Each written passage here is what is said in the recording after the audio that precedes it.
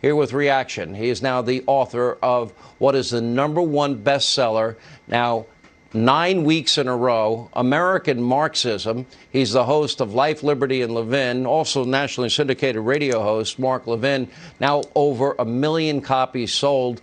Mark, the reason this book is resonating is because it is an antidote to what this country is now going through. I'll open it up to you. We got General Milley. We've got Afghanistan. We've got a border disaster. We're now begging OPEC for energy. We've got inflation. We got fuel prices up $1.50 a gallon. Where would you like to start? First of all, none of this has to happen. Thank you, Sean, for having me. And I would encourage people who have American Marxism, go to Chapter 7, please, and act on it. That said, let me hit some of this. General Milley, they're going to have a hearing, everybody says, on September 28th, and Milley will be present. What's going to happen is, past his prologues, the Democrat Party will do everything they can to run interference for Milley. They're going to run interference for Milley because they're running interference for Nancy Pelosi. Nancy Pelosi has a key role in this. There's a telephone conversation between Nancy Pelosi and General Milley in which she, who is absolutely nuts, accuses the president at the time, Trump, of being crazy, talks about nuclear weapons, and Milley says he agrees with her completely. He goes back to the Pentagon, he calls in his subordinates, and they talk about what is our process, and let's go over it for using nuclear weapons. President Trump never even hinted ever about using nuclear weapons. There's no basis for this whatsoever, and I might add in a footnote, I don't know who's more loathsome, Milley, who is loathsome, or Woodward and Costa. If they're all standing by this, and it's big-time news, and it is, they sat on it for months and months when the American people should have known, when Congress should have known, and, of course, the people in the military should have known that we have a rogue general. If they're standing by it, it's appalling what the Washington Post has done with this country, just as bad as Milley. Now, this over-the-horizon stuff, they think it's the Wizard of Oz over the rainbow. Over-horizon, that's a phrase that has absolutely no meaning.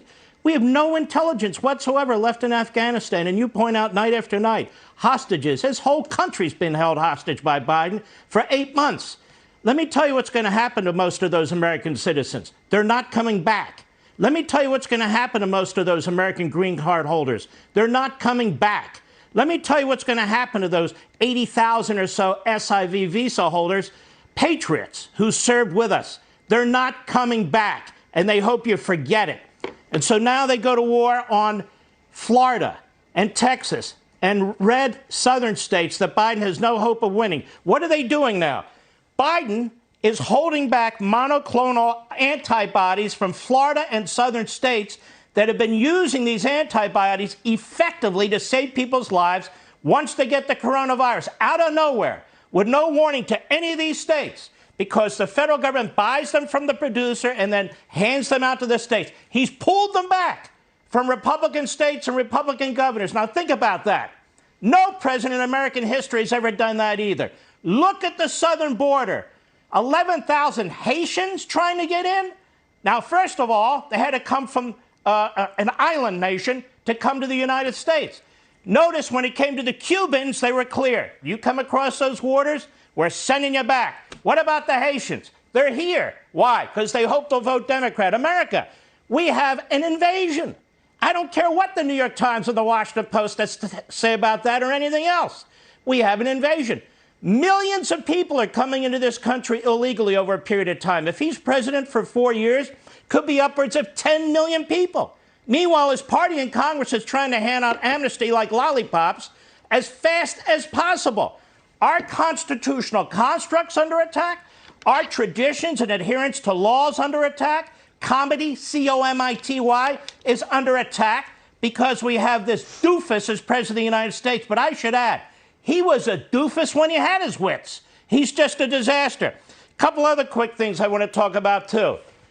Pay attention to September 27. September 27 is when the Democrats are back in town, and they want to ram through the most disastrous omnibus bill in American history. Certainly one of them. which will change our constitutional system, which will change our voting system, which will change our immigration system, which massively expands the welfare state, which is going to break the back economically of our children and grandchildren and generations yet born. This guy Biden has lit a match to this society. And when he goes up there and gives these speeches where he lies through his teeth, where he uses Marxist-like propaganda, he turns one people against another people, where he talks about the rich versus the poor and goes on and on and on. He is a destructive person. That's what he is. And the people around him, they talk about diversity. There may be physical diversity. There may be genitalia diversity. There may be color diversity, religious diversity. But when it comes to ideology, there is no diversity. And finally, Sean, the media. You bastards in the media are so corrupt. It is you who have allowed this to happen. It is you. The Washington Post sits on a story like this Milley story for months.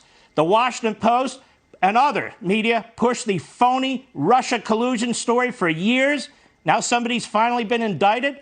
The Washington Post, which undermines facts, and the New York Times and so forth and so on, they have a horrific history. They failed to cover the Holocaust. The case of the New York Times, they backed Stalin. They had a bureau chief that was sympathetic to the Third Reich. In 1959, they backed Castro, and that's the paper of record. The media in this country is contributing to its destruction and turning it inside out. This is a battle between liberty and tyranny. There is simply no question about it. That's it. Chapter 7, so I want to put a little emphasis on this. There are 7 chapters. This is the final chapter in your book, American Marxism. By the way, you can get it on Amazon.com, bookstores everywhere. And it gives us the roadmap to get America back to being the greatest country on earth. And it's a powerful chapter. It's over 10,000 words. That's a lot for a chapter in any book. And I think one of the best chapters you've ever written. Great one. Thank you. Congrats on the success of the book. Amazon.com, bookstores everywhere. And joining us